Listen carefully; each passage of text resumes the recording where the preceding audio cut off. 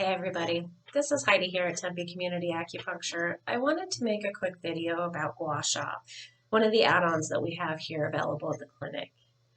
So the main reason that people typically get gua sha is for neck and upper back tension because it really can help relieve stress in those muscles. It can help loosen up trigger points. It can help increase circulation to this area for base of skull headaches. It can help move lymph. Another reason that we've used gua sha in the past is if someone is recovering from an upper respiratory illness. It's still done on the upper back, but it really helps to loosen up phlegm that's stuck in the chest. Obviously, this is done after the person is no longer contagious when it's safe for them to come back into the clinic. Now, the reason I wanted to make this video today, though, is because it's not often talked about that gua sha can actually be used for the thyroid. So if you have hypothyroidism, hyperthyroidism, or Hashimoto's, you can actually use gua sha at home for the health of your thyroid. So there's a study in Korea that was done where they had the patients do at-home gua sha every day for 30 days. In this study, at the end, they were able to show that TPO antibodies were reduced. TPO antibodies are the antibodies that show up in a positive test for Hashimoto's. So to add to this, there's another Heidi that is also an acupuncturist in New York. Her name is Heidi Lovey, and she wanted to see if she could duplicate the results. So she did at-home gua sha every night for a month, and at the end of it, had her antibodies tested, and her antibodies actually dropped by half.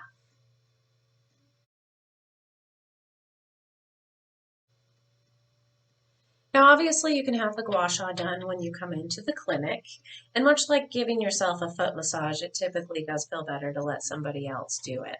The other advantage to having it done at your treatment is that when you let somebody else do the gua sha, I am able to get a little bit of a deeper pressure to get better into those muscles and really stimulate those acupuncture points.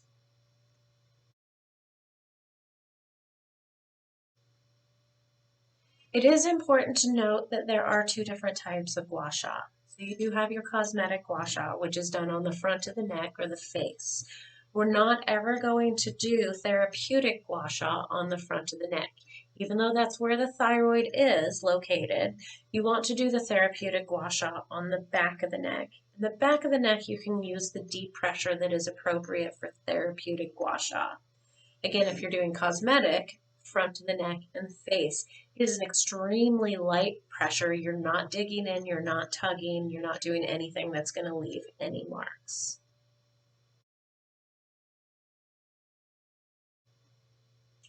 So it might seem a little strange that I'm suggesting that we use the back of the neck for the thyroid, even though the thyroid is located in the front of the neck. Many of you have heard my favorite example, much like with acupuncture and distal treatments. When you take a Tylenol for a headache, you don't tape it to your head because it works with the nervous system, and we're activating different acupuncture points throughout the body. So the gua sha is the same concept. We're actually activating certain acupuncture points that are located in the back of the neck that can affect the thyroid, even though the thyroid is in the front of the neck.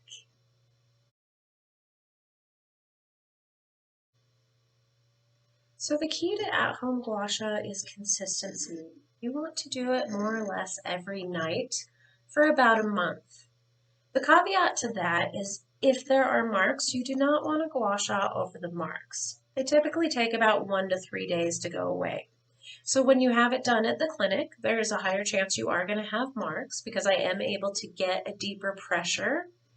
However, for some that have sensitive skin, even when you do it yourself at home, you may have marks. So just do the gua sha that night. If there's a mark the next day or the next 2 days, you wait till those marks are gone and you do this again. And you want to do this for roughly about a month.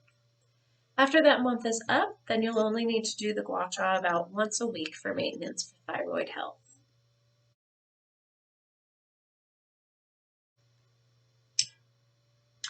The great thing about gua sha is it's a really inexpensive thing to be able to do at home. All you need is your gua sha tool and some sort of lubricant for your skin. You want to make sure that the skin is lubricated enough that it doesn't feel like it's tugging or pulling on the skin. You can use any kind of oil, a thick lotion, or aloe vera gel.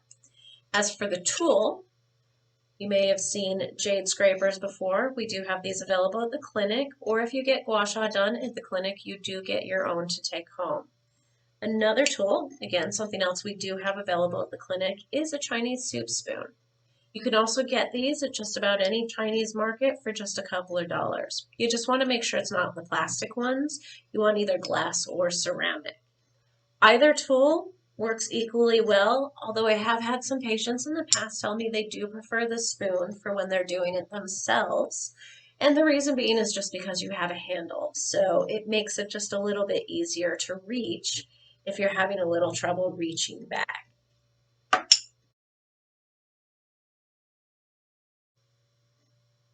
Okay, so let's get into how to actually do the gua sha.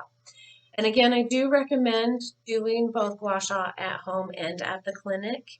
The reason being is you are just able to get a little bit more effective pressure when you're having somebody professionally do the gua sha at the clinic. So by combining both, I do see added benefit.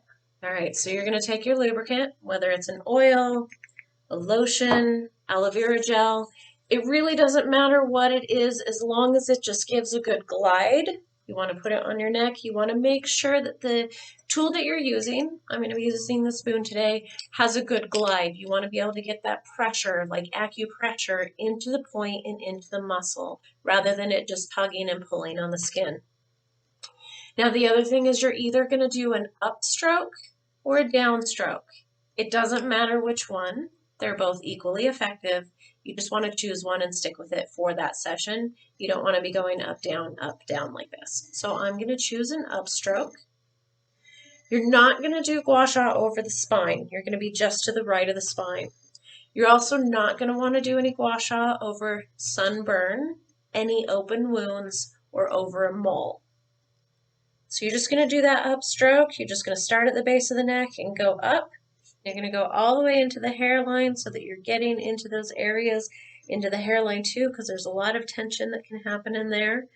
And you're just going to do this just for about 1 to 3 minutes or whatever you can tolerate. Sometimes it can start to get a little tender, and it's okay to stop if it starts to feel too tender.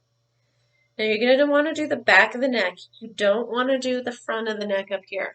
You can do this T-junction right here, this side part, because these muscles do tend to get pretty tense.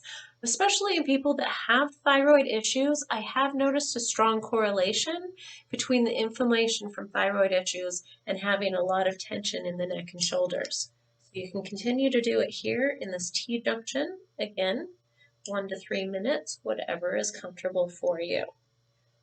For the sake of this video, I'm just going to skip to the other side, but typically I would do this a little longer.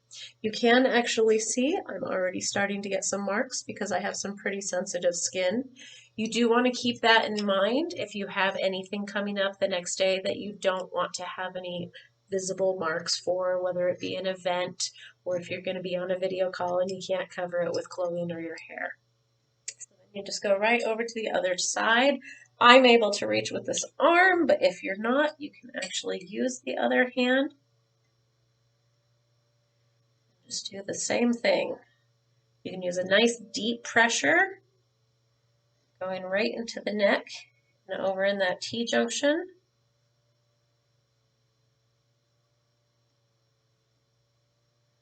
As you can see, I'm starting to mark up on this side too. And if you have any questions at all, feel free to contact us. You can give us a call at 480-269-0415, and we're going to be happy to help you with that. All right, I hope this video was helpful for you guys, and I hope you have a wonderful week. Bye.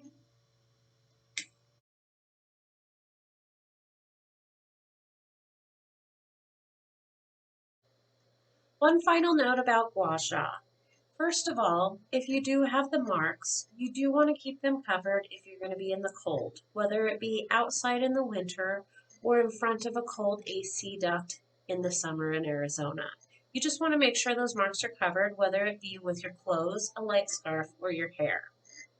Also, if you're having a day where you're feeling overly depleted and overly fatigued, you may want to skip gua sha that day, as gua sha can actually lend towards fatigue if the body is already overtaxed.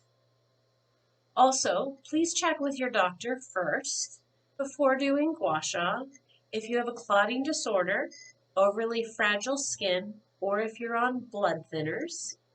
And finally, we do not recommend doing gua sha at home if you are currently pregnant.